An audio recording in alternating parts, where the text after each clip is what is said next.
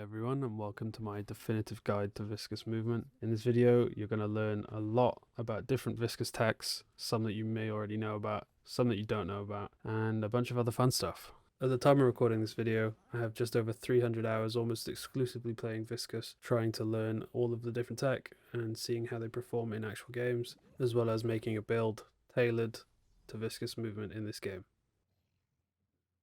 Although you could do this on any build, there are some things to take note of which can make your life so much easier, and one of those things would be that ability range actually scales your puddle punch in game.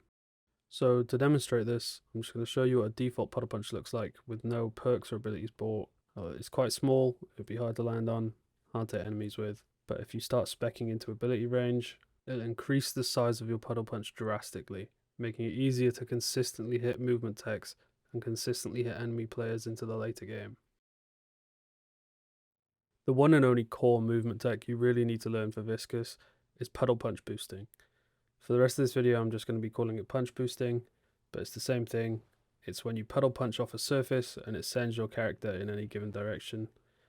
As you can see that I'm doing in the video, you can do it horizontally, you can do it vertically, and eventually you'll be able to chain them together to get huge distance and speed against enemy players. Goo hits harder than you'd think, doesn't it?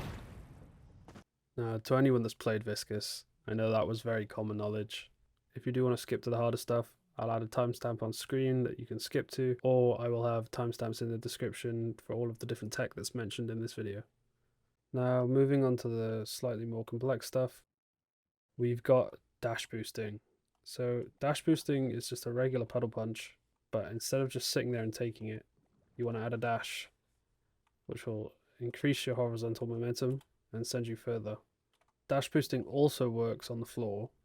If you puddle punch and then dash, you'll hit the end of your punch and it'll send you further than it does if you just walk into it.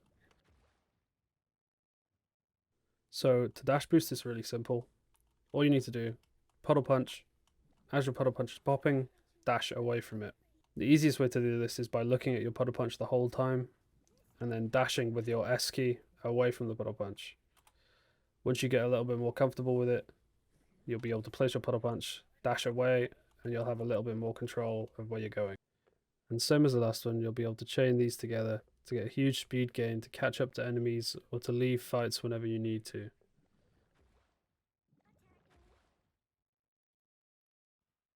And that clip takes us onto our third tech, which would be double jump boosting and Wallbounce boosting. In simple terms, double jump boosting is when you double jump just before your puddle punch hits you. This gives you around double the height of a single jump, as you can see in the clips in the background. Other than movement, there's really good use cases for these techs. One of which I will show in a clip now, where the Moe and Krill climbs up the rope, expects me to follow up behind him, but I double jump boost up behind him and finish him with my splatter. Wallbounce boosting basically uses the same mechanic as the double jump, but instead of double jumping, you'll be hitting a wall jump. Now, other than being a good rotational tool in general, wall bouncing can also be used very effectively with Viscous's puddle punch. The simplest way to show you this would be to wall bounce from a puddle punch just on this wall by here. As you see, that compared to a normal jump boost sends you about the same distance as a double jump or a dash would. This is because the wall bounce essentially acts as a double jump. As you see, if I double jump from this puddle punch, I would get around the same distance as I would if I did a wall bounce puddle punch. The main reason this is useful is so you don't have to eat your double jump before you hit the floor. This means you can essentially chain together two double jumps in one route. The best way to show you this would be from this rotation here. If you wanted to push the enemy team early game, if you've just died off spawn and you want to push them, you would go like this, puddle punch, and then hit your wall bounce.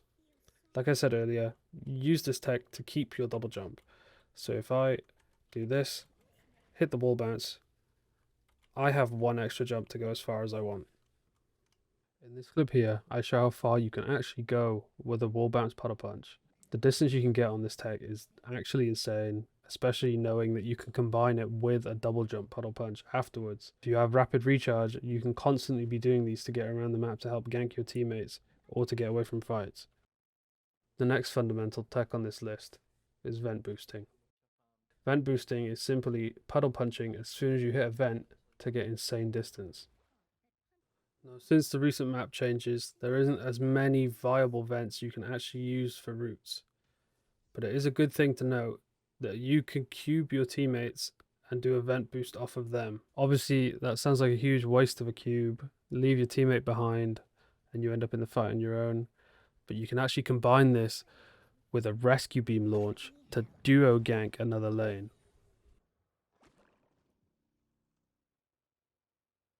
It's a good thing to note that all of the things you can do normally, you can also do inside of your tier 4 ball. In this clip here, I used my puddle punch to engage in my ball. I cube just before I die and use my puddle punch with a double jump to completely disengage and go back to my spawn. Wait, what the I see this guy doing a fucking roly-poly all the way home.